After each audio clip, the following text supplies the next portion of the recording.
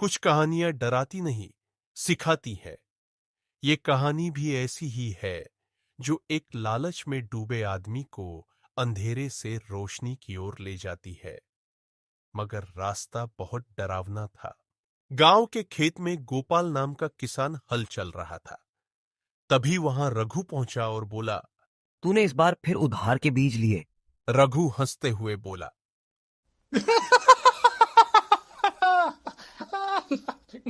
उधार लेना कौन सी बुरी बात है, जब पता हो कि फसल तगड़ी होगी। मैं तो अब बड़े खेत खरीदने वाला हूं। गोपाल ने बोला। लालच बुरा होता है रघु, जितना है उसी में संतोष कर। रघु बिना सुने चला जाता है।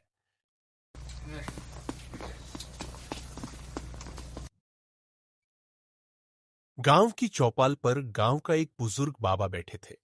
बाबा ने बोला। भाइयों, आज भी किसी ने उस पुराने कुएं से अजीब चीखें सुनी हैं। जो कोई भी उसमें गया वापस नहीं लौटा। रघु हंसते हुए बोलता है।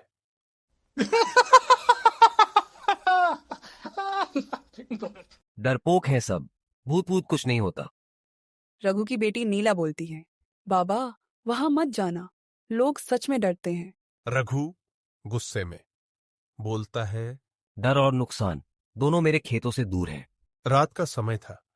एक बुढ़िया रघु के घर की तरफ आ रही थी। उसने दरवाजे पर आकर दरवाजा ठक ठक ठकाई। एक बूढ़ी औरत प्रवेश करती है। बूढ़ी औरत बोलती है। रघु, तुम धन चाहते हो ना? उस पुराने कुएं में खजाना छिपा है।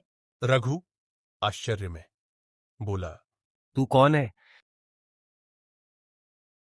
वो मत पूछो, बस इतना जान लो, उस कुएं में जो उतरेगा और डर से न डरेगा वही अमीर होगा, मगर खून की कीमत चुकानी होगी। रघु डरते हुए बोला। मैं तैयार हूं, मुझे पैसा चाहिए। बूढ़ी औरत अचानक गायब हो जाती है।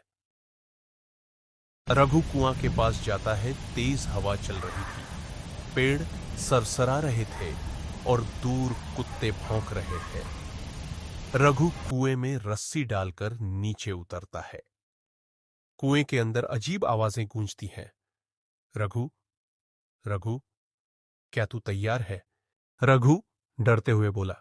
कौन है? एक कंकाल उसके सामने प्रकट होता है। एक आवाज आती है। अपना सबसे प्रिय त्याग कर धन पा सकता है। रघु आश्चर्य में बोला। काम क्या मतलब? एक आवाज आती है। तेरी बेटी नीला। रघु यह सुनकर हक्का बक्का रह गया। ना नहीं, ये नहीं हो सकता। कुएं की दीवारें खून से भरने लगती हैं। लालच की कीमत देनी होगी या हमेशा के लिए यहीं रह जाएगा। रघु चीखता है। नहीं। जब अगली सुबह होती है तो गांव में हलचल ही जाती है। गोपाल बोलता है। रघु घर पर नहीं है। नीला रोती हुई बोलती है, बाबा बाबा कुएं की ओर गए थे।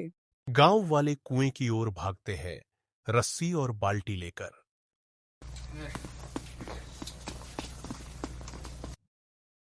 कुएं से एक औरत की डरावनी हंसी आती है। गांव का पुजारी बोलता है, ये कुआं अब और डरावना हो गया है, कोई इसे सील कर दो। एक हफ्ते बाद नीला रात को कुएं के पास। नीला को अचानक अपने पिता की आवाज सुनाई देती है। नीला बेटी, मुझे माफ कर दो। नीला रोते हुए बोलती है। बाबा। अचानक बूढ़ी औरत प्रकट होती है। बूढ़ी औरत, बूढ़ी औरत। उसने चुना था धन को, पर पाया सिर्फ मौत। अब तुझे चुनना है, क्षमा या बदला। नीला बोलती है। मैं क्षमा चुनती हूँ। अचानक कुआं से रघु की आत्मा ऊपर उठती है। रघु अंतिम शब्दों में बोलता है। धन ही सब कुछ नहीं होता, संतोष सबसे बड़ा खजाना है।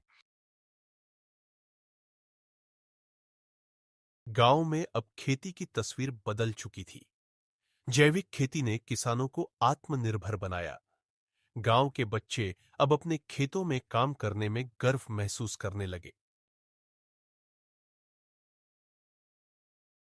रघु अब गांव के स्कूल में हर रविवार बच्चों को खेती और पर्यावरण की शिक्षा देता था। वही रघु जो कभी लालच में अंधा हो गया था, अब दूसरों को समझा रहा था। रघु बच्चों से बोलता है, बच्चों, खेत सिर्फ अन्न नहीं देता, ये हमारी माँ है। जैसे माँ की सेवा करते हो, वैसे ही खेत को भी प्यार चाहिए। बच्चे तालियां बजाते हैं।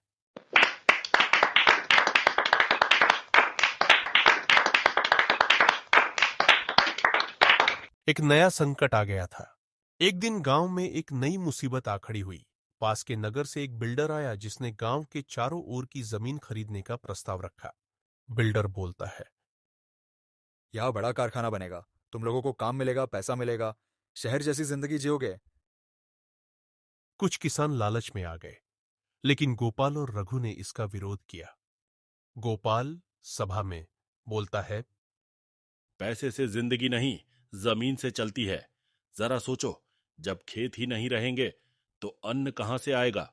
एक किसान बोलता है, पर हम गरीब हैं गोपाल, हमारे बच्चों का भविष्य। रघु बोलता है, भविष्य उन्हीं का अच्छा होगा जो अपनी जड़ों से जुड़े रहेंगे।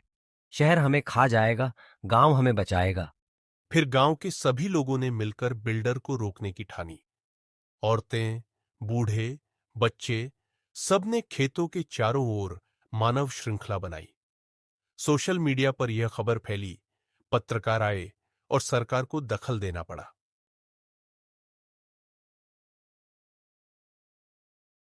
सरकार ने आदेश दिया, रामपुर की जमीन सिर्फ खेती के लिए सुरक्षित रहेगी। गांव जीत गया। उस वर्ष गोपाल और रघु को राज्य सरकार की ओर से धरती पुत्र सम्मान मिला। उनके अनुभव और संघर्ष पर एक डॉक्यूमेंट्री भी बनी, जिसका नाम था मिट्टी की सौगंध।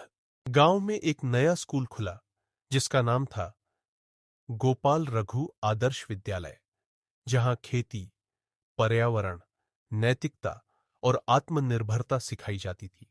नीला, रघु की बेटी, अब एक कृषि वैज्ञानिक बन चुकी थी। वह गांव लौटकर अपने पिता से मिलती है। नीला बोलती है, बाबा, मैंने वो प्रयोग सफल कर लिया जिससे कम पानी में भी फसल उग सकती है। रघु के आंखों में गर्व के आंसू थे।